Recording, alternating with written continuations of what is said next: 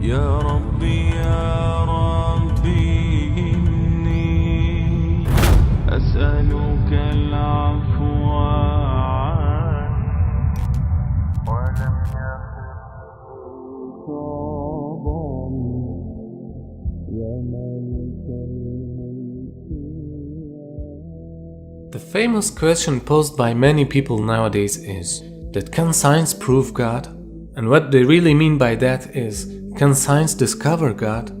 For understanding this, we need to distinguish the difference between proof and discovery. To prove means to establish a fact or a truth by evidence or argument. And discovering by definition is to see, to find out, or to gain sight or knowledge of something which was previously unseen or unknown. In short, to discover means that something should be seen or witnessed by humans' naked eyes, whereas to prove something means to provide evidences, reasoning, or rational arguments in order to establish a fact, and it doesn't depend on our eyesight. However, science can always discover the signature of God in nature, which means science can always prove the existence of God through evidences, but through science we can never discover God in this world. Now the question arises, why science can prove God but cannot discover Him? The answer for this is, Almighty Creator gives some sort of evidences or clues into His creation so that human being can accept His existence and to believe in Him. However, no human being or science can ever discover God, because this life is a test for us, and Allah created us and gave us limited abilities to be tested with. To get what I mean, suppose that you are a professional modeler who uses a strong modeling software and creates a project in which there are people with consciousness. It means that the models that you have created are having the power of intellect, and you put a test for them to find you. Now if you think logically, they have only two options to find you or to prove your existence in order to accept you as their creator. The first option for them is to discover you or to see you. But of course you don't want that, because it is a test, and if you show yourself to them, then the test becomes meaningless. And logically they can't discover you because you are out of this created project. So if they can't discover you, it doesn't mean that you don't exist. But the second option is that you send them signs and evidences, and you also give them the power of intellect. They can find you through those evidences and their logic. It is like you have given them some tips for this test. And if they still don't accept your existence through those evidences, then it means that they are arrogant.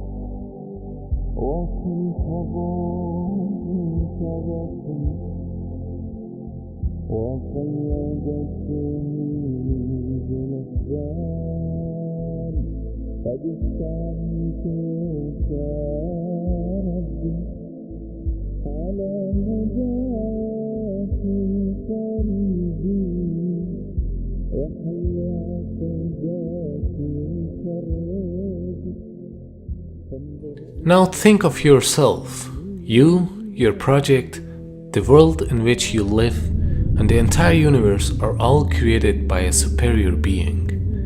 Don't you think that you are made in a mega computer? Actually, not a computer, but in a mega creation box? So when we are inside this creation box, we can just touch, taste, see, smell, or hear anything which is physically inside this creation box. So these 5 senses help us to discover things which have connection with physics. But there are other things like love, like feelings, like intellect, meaning your mind. These things cannot be described physically. I mean, you cannot see, touch, smell, or taste your feelings. Or you cannot discover love or your mind through these senses.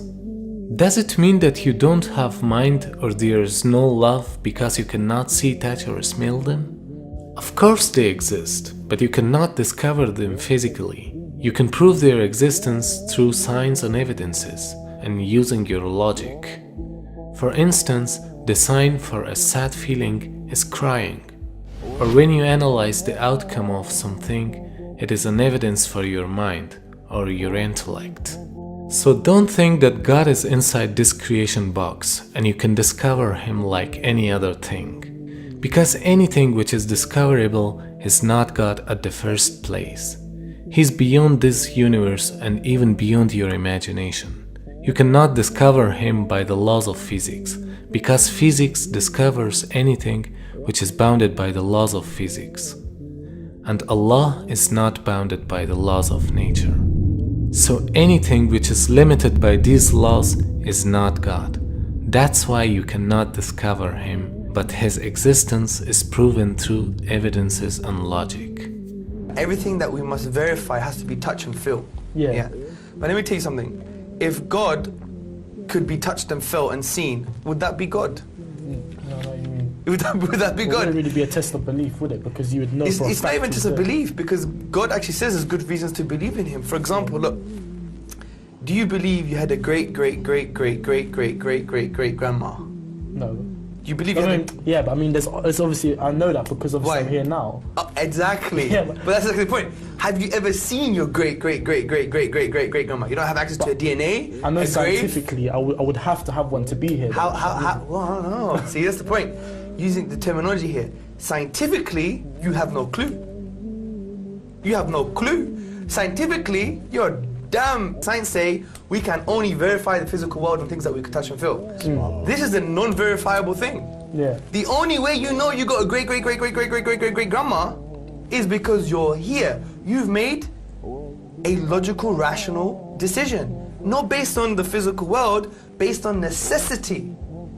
The complexity of this universe and the laws of nature are all evidences for existence of a wise creator who has designed them in such a precise manner. So if you don't see Him, it doesn't mean that He doesn't exist. The universe actually may have a purpose, and some physicists are now suggesting it does have a purpose. And this has come out of some findings about the some of the fundamental numbers in atomic physics. These are numbers like the mass, the weight of an electron, the weight of a quark, the strength of gravity, the strength of the electromagnetic field. About 20 numbers that describe those and other parameters, features of our world, but nobody knows why it is that those numbers have the particular values that they do. Now, you could easily say, yeah, who really cares? You change the mass of the electron by a little bit more, a little bit less. Does it really matter? And the answer is it does. See, it turns out that if you imagine that we had 20 dials right here, and we could fiddle with those 20 numbers at will, even a small change to the values of the known values of those numbers would cause the world as we know it to disappear. For example, if we go back to, say, 1 second after the Big Bang, at that point, the expansion rate and the mass density have to have been adjusted to each other just right so that the universe is just at this critical point. If the universe at that point were expanding just 1 part in the 15th decimal place faster, the universe would have flown apart without galaxies ever having had a chance to form. On the other hand, if the expansion rate were just a little slower than what we think by one change of 1 in the 15th decimal place, then the universe would in fact have expanded to a maximum size and collapsed. We would never have even reached the time in the universe at which we're living. A natural question that many people ask when confronted with this is, who designed it so that they all fit together so perfectly to give rise to our world? Is it merely an accident? Is there some force of nature that's out there that requires the universe to be as it is? Or is there some conscious being behind it all that has dialed things in a manner to allow the world as we know it to come into being? What we can do is look for evidence that suggests that we're not here out of total random events. And to me, the arrangement, the special balancing of the fundamental constants, the fundamental forces of nature, tells me that there is a being there that has put this package together, which has constructed this universe, someone outside the universe that was thinking about us and put it together for our benefit.